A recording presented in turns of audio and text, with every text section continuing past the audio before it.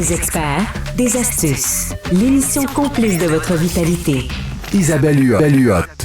Il y a eu toutes sortes de régimes à la mode. Moi, pendant mon bac, là, c'était le régime super réduit en lipides, le régime Ornish pour renverser les maladies cardiovasculaires.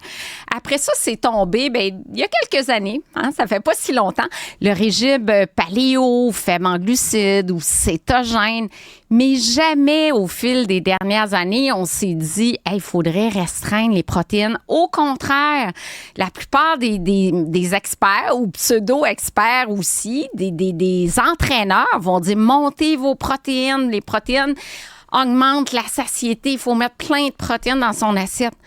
Peut-être qu'on a tort, puis j'en fais partie. J'avais tendance à recommander 1 gramme à 1,2 g de protéines par kilogramme de poids. Et peut-être que j'ai tort. Je vous montre l'article qui m'a inspiré l'entrevue d'aujourd'hui.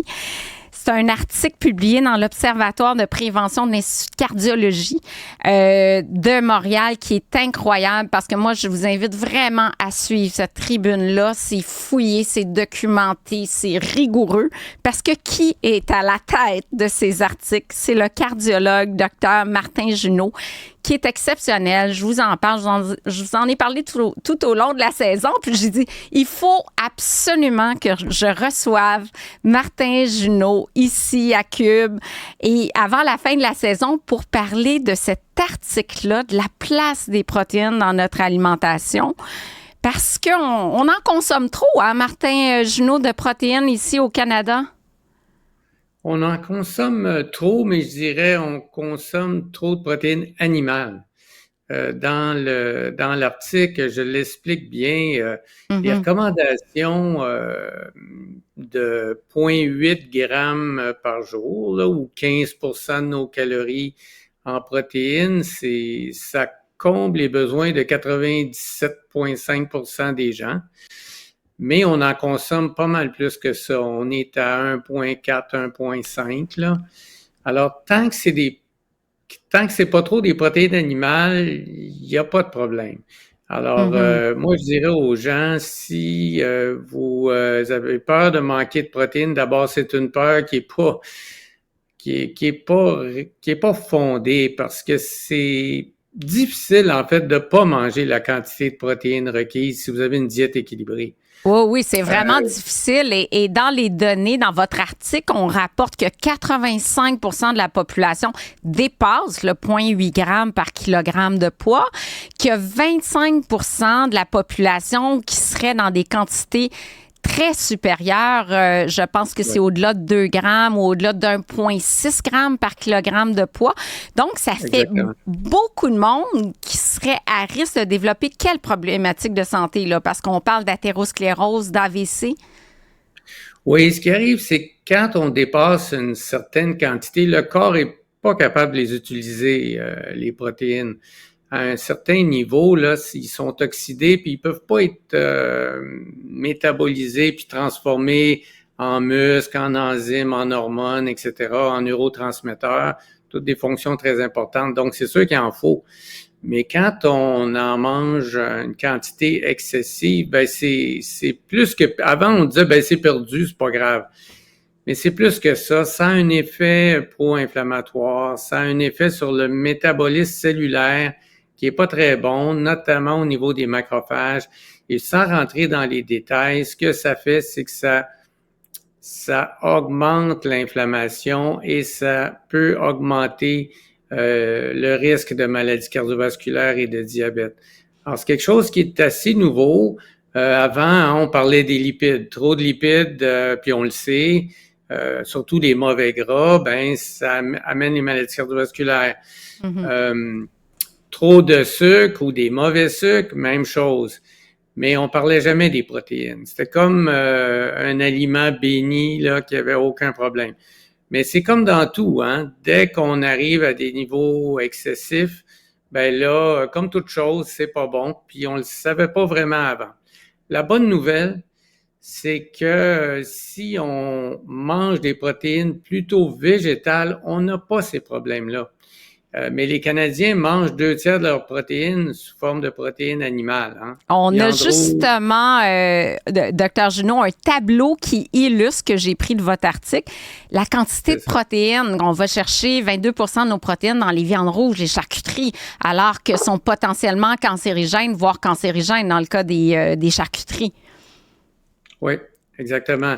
Alors, regardez comme il y en a peu, noix, Oui. légumineuses, etc.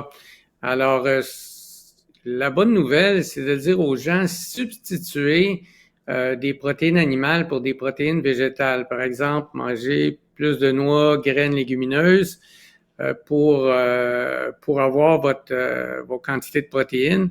Par exemple, ceux qui font beaucoup de sport. Moi, je fais beaucoup de randonnées, donc je me dis, il faut que j'aille quand même la quantité de protéines là, pour soutenir mes muscles.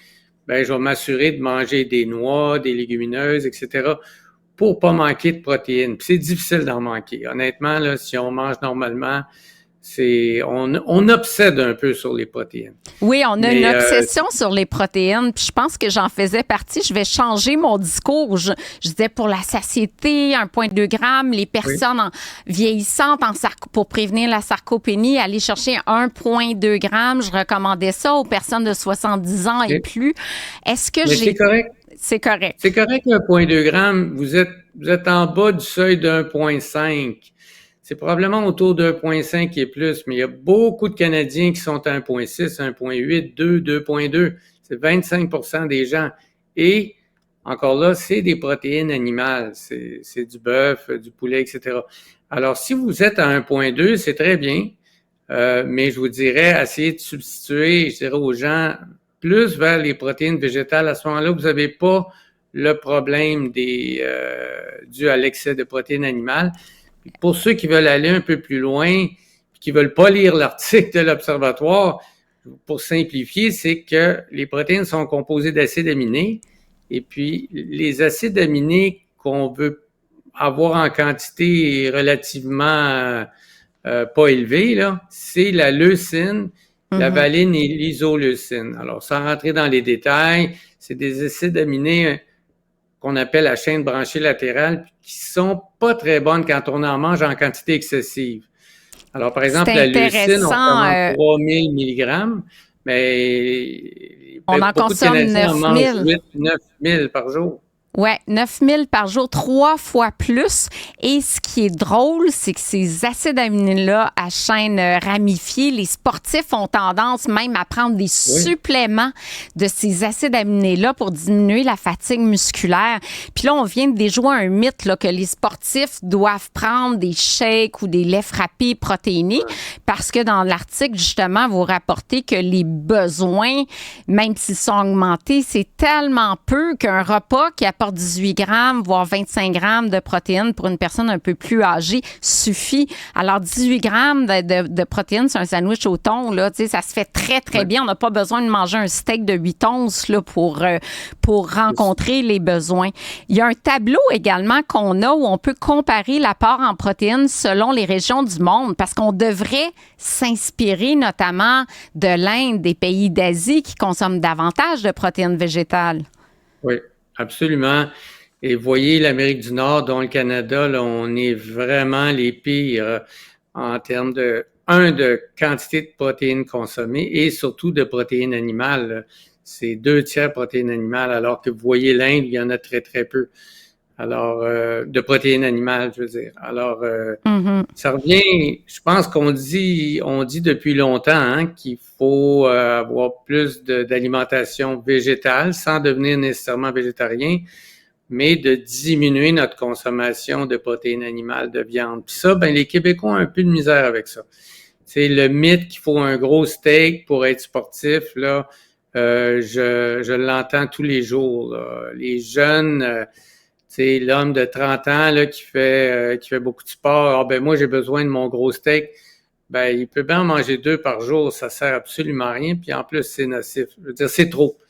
C'est pas nécessaire. Et un courant actuellement très, très à la mode, c'est le régime carnivore. Moi, j'en reviens pas. Là, c'est des gens, surtout des hommes, qui ne mangent que de la viande, midi et soir, même pour déjeuner, c'est que ça, des protéines. C'est fou de voir à quel point des diètes, des modes comme ça et véhiculés dans les réseaux sociaux, ça peut changer les habitudes des gens alors que c'est si nocif.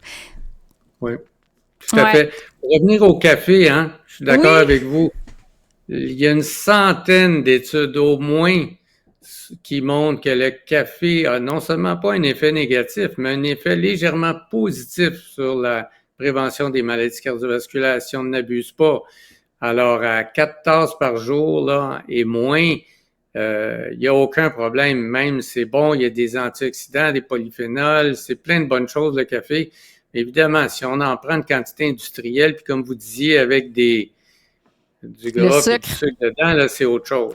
C'est autre chose. Bon, ben ça, c'est une nouvelle qui me fait plaisir. Comme vous recevoir me fait toujours un grand, grand, grand bonheur, le cardiologue.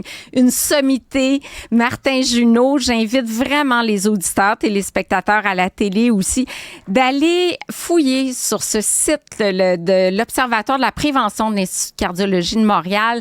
C'est une mine d'informations. C'est sûr que ça peut être plus complexe, mais il y a quand même, c'est très vulgarisé. Quand il y a un terme scientifique, il est décrit entre parenthèses, donc tu sais, ça facilite la lecture du livre. Merci encore une fois infiniment de votre présence à Cube aujourd'hui et je vous dis à très bientôt.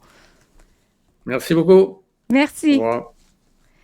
C'est ce qui conclut déjà l'émission d'aujourd'hui. Merci à toute la belle équipe de recherche de Cube Radio ainsi que Jean-Philippe Leroux à la production-réalisation et je vous dis à demain.